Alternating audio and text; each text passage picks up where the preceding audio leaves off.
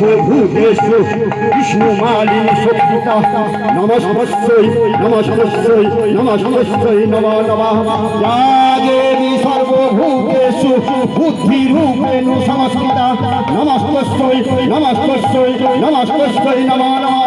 या देवी सर्वभूतेषु शुभारूपेण संस्थिता नमस्ते नमस्ते नमस्ते नमो नमः। या देवी सर्वभूतेषु जातिरूपेण संस्थिता नमस्ते नमस्ते नमस्ते नमो नमः।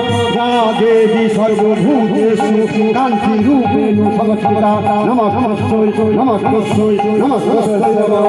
या देवी सर्वभूतेषु दयारूपेण संस्थिता नमस्ते नमस्ते नमस्ते नमो नमः। या देवी सर्वभूतेषु पुष्टिरूपेण संस्थिता नमस्ते नमस्ते नमस्ते नमो नमः। या देवी सर्वभूतेषु मातृरूपेण संस्थिता नमस्ते नमस्ते नमस्ते नमो नमः। या देवी सर्वभूतेषु शान्तिरूपेण संस्थिता नमस्ते नमस्ते नमस्ते।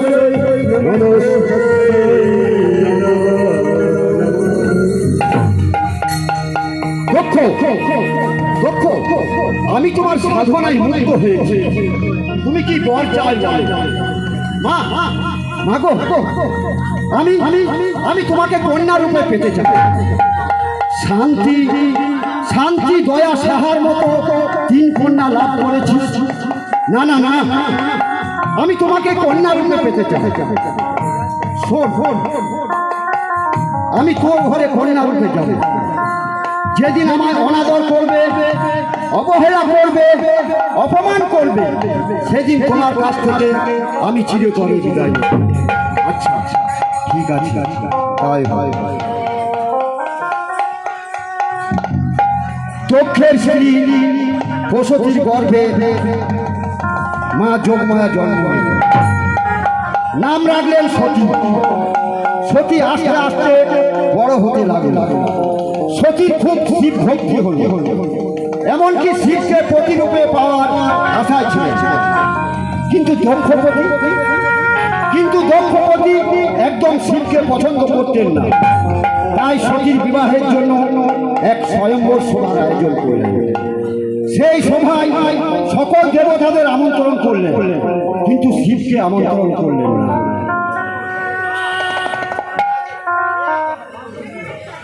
দক্ষ, তুমি তো শিবকে পছন্দই করো না, তাহলে এখানে শিবের মূর্তি কেন? সতী এই সময় যার গোলায় বরমাল্য দান করবে, আমি তার সাথে সতীর বিবাহ করব। তারপর এই মূর্তিকে আগুনে পুড়ে ছাই করে দেব, যেন পৃথিবীতে শিবের কোনো অস্তিত্বই না থাকে। যেন এই পৃথিবীতে শিবের কোনো অস্তিত্বই না থাকে। ওরে কে আছিস? সতীকে সবাই ডেকে নিয়ে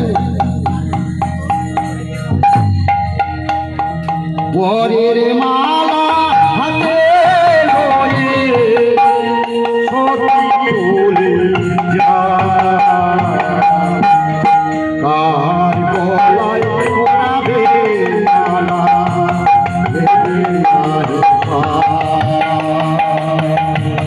বরের মালা হাতে লয়ে, বরের মালা হাতে লয়ে সতী চলে তার গলে পরাবে মালা ভেবে ইন্দ্রদেব সুর করছে, মুনি ঋষি পেরিয়ে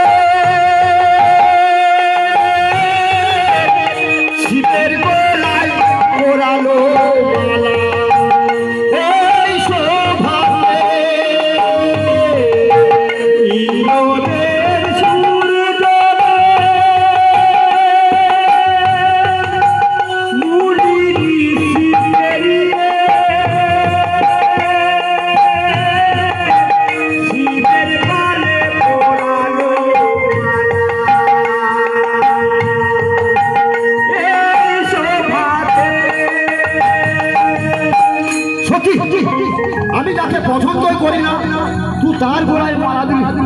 আজ থেকে তোর সাথে আমার কোনো সম্পর্ক জানবো আমার সখী মারা গেছে, আমার সখী মারা গেছে। বাবা বাবা ওদিকে ব্রহ্মা সতী ও শিবের বিবাহ সম্পন্ন করেছে।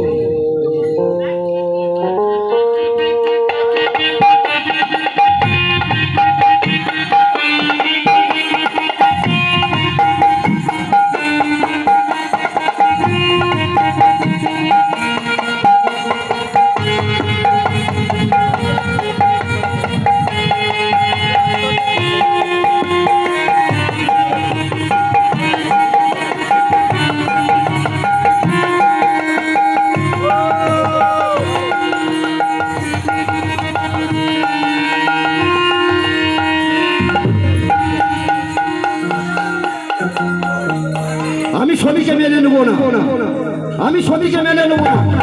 ওরে ওরে কে আছিস? সকল দেবতাদের আমন্ত্রণ কর যে আমি শিবহীন যজ্ঞ করতে চলেছি, আমি শিবহীন যজ্ঞ করতে চলেছি।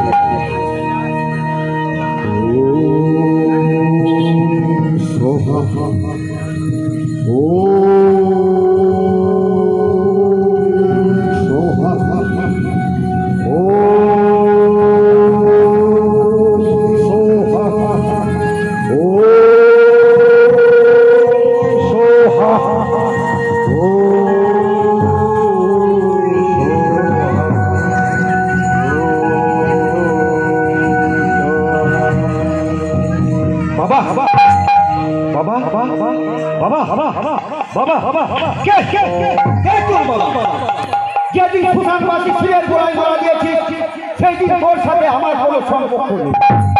বাবা তুমি আমাকে যা খুশি তাই বলো, আমার স্বামীকে কোনো অপমান করবে। তোর স্বামী সুশানবাসী, তোর স্বামী ভিখারি, তোর স্বামী ভণ্ড, তোর স্বামী তোকে এখানে ভিক্ষা করতে পারবে।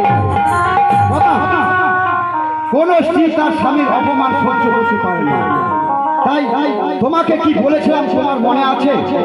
যেদিন আমায় অনাদর করবে, অবহেলা করবে, অপমান করবে, সেদিন তোমার কাছ থেকে আমি চিরতরে বিদায় নিই। আজ আমার সেই দিন, আমি আমার স্বামীর অপমান সহ্য করব না। আজ আমি এই যজ্ঞের আগুনে আমার জীবনকে আহুতি দিই।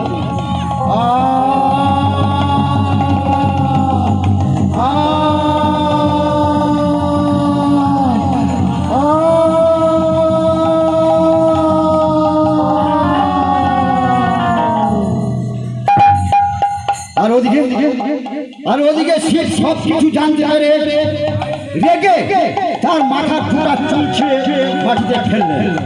সেই জুতার থেকে বীরভদ্র সৃষ্টি হলো।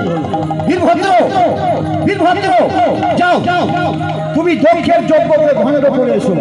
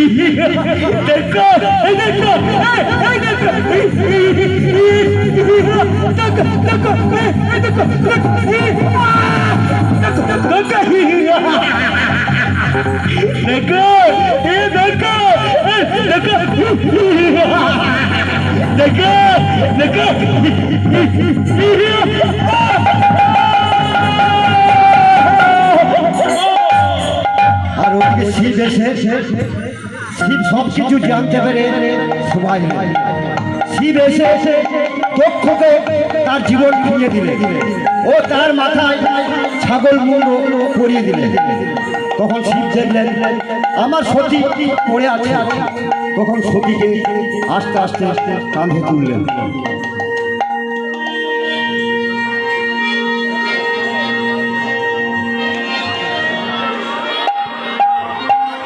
সতীকে কাঁধে লয়ে নাচে ভোলালা, সতীকে কাঁধে লয়ে নাচে ভোলালা, সতীকে কাঁধে লয়ে নাচে ভোলালা, সতীকে কাঁধে লয়ে নাচে ভোলালা, সতীকে কাঁধে লয়ে নাচে ভোলালা, সতীকে কাঁধে লয়ে নাচে ভোলালা, সতীকে কাঁধে লয়ে নাচে ভোলালা, সতীকে কাঁধে লয়ে ভোলে ভোলে ভোলে ভোলে ভোলে ভোলে ভোলে ভোলে ভোলে ভোলে